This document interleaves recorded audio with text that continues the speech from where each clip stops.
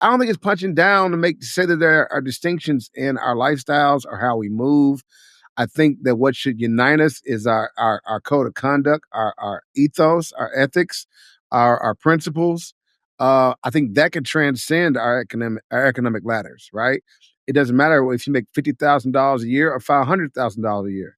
Respect for an individual, respect for the culture, respect for our families and our women, respect for ourselves, respect for our history.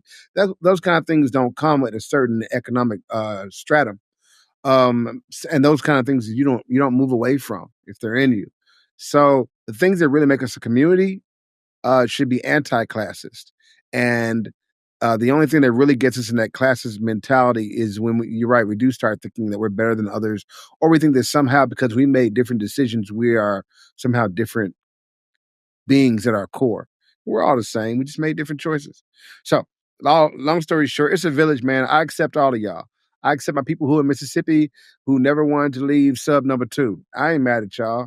You know what I mean? I'm glad y'all hold it down. Y'all make sub two relatable when I go back. It's familiar. So I ain't hating. But there's also people who want to move, and everybody got to leave space for everybody to move. Don't hate that, man. Yeah, so I feel like I hear like white noise or like yeah, I hear like no, I'm not saying what y'all talking about.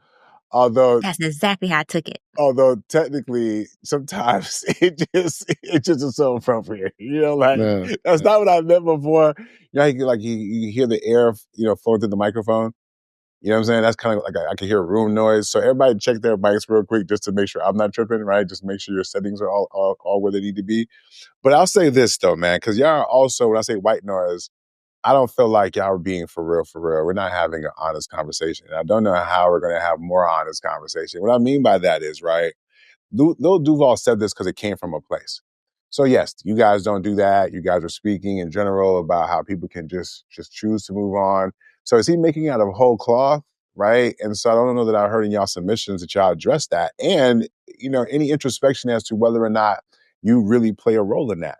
And so I guess I'll do it, right? Because people act like there isn't like a superiority inferiority complex also, right? To a certain extent, right? Like I remember thinking the other day, you can build whole relationships in the Black community trauma bonding. You could talk about all the fucked up shit that's going on in your life.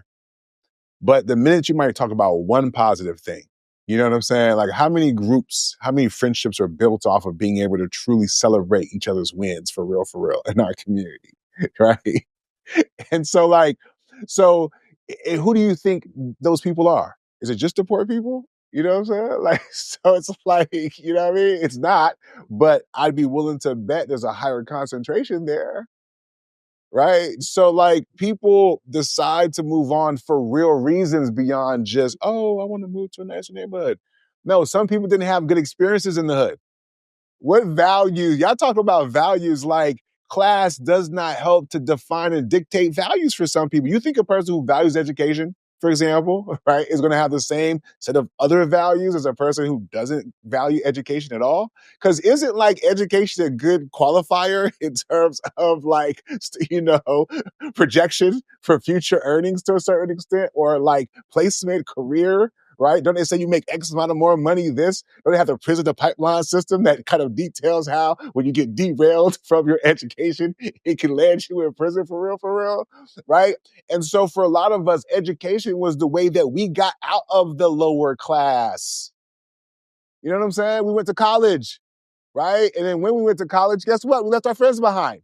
We made new friends who traveled. We started going places. You know what I'm saying? Having new experiences and shit. You know what I'm saying? So when we went back home, that same nigga that we was once down with before, we're no longer as cool with because we can't relate to them anymore. You know what I'm saying? And some of us do think we are better than other people. If you're gonna be honest. You know what I'm saying? Black people who feel they're better than black people because they've had better black people experiences than other black people. You know what I'm saying? And sometimes those feelings arise when you see, like, you ever be at a spot and you see some niggas do some nigga shit and you're like in your non-nigga bag and there's a certain level of shame that you feel because you're watching two niggas or some niggas do some nigga shit and you feel a certain level of shame. That feeling right there, that's what the fuck I'm talking about. Right? Like, yo, on the House of Clubs, I learned that othering oneself is a thing. We abhor when Black people stand out and other themselves to be better than, because we don't like that type of energy, bro. And so conversely, guess what? If I'm a person who's elevated myself, did all the things the right way, S&M, you talk about giving back. Have you tried giving back to Black people? Yes, sir. Every weekend. Do you know how difficult sometimes just coming together to associate with Black people to give back can be? The bullshit that we be doing sometimes, the politics and all that. Y'all act like niggas don't have a reason to chuck the deuces on other niggas. If I said, you know what, I'm putting up my boundaries, is that a better way to say it? Some of us are like, you know what? I've progressed. I don't want to regress. So I'm going to put up my boundaries. And I'm saying all this because sometimes these healthy boundaries can look like looking down on somebody. Right? So it's not to say that Black people, yes, I think there are instances that we look down on each other for real, for real. We get a little something, we start making a couple of dollars or whatever. There's a bunch of us who do that. We got to be honest about that. And if I'm honest with myself, I probably felt a certain type of way. Right? It might be for different reasons. I might do it because I think I'm smarter than somebody else or whatever other qualifier, right? So let's not pretend that people don't walk around here feeling superior to others in some way, shape, or form. But when it comes to Black people, though, we have to delineate when it's cool and when it's not cool, right? Because poverty and class seems to be one of those areas where it's not cool, right? But it's cool everywhere else to a certain extent. And that low-key defines us a little bit because it also defines some of the traditions that we're more accustomed to. You know what I'm saying? So that's why I'm saying, like, I get it, man, but we just got to be honest. So can we be a little, have there been any moments that y'all felt like, you know what? I felt like, I got to catch myself a little bit. Maybe made a little extra couple dollars, graduation, was in Europe or something, you know, niggas in Paris. I mean, I feel like I breathe rare air off GP, whether you're Black, green, Chinese, whatever, you know what I mean? Whether you're Caucasian or what have you. So that's me. Now, to go back and support your point on, if I see some people and they on some nigga shit, you know what I mean?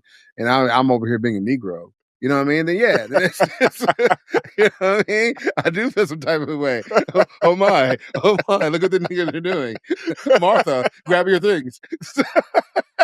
Not Martha. Malika, grab your things. Right. Let's go now.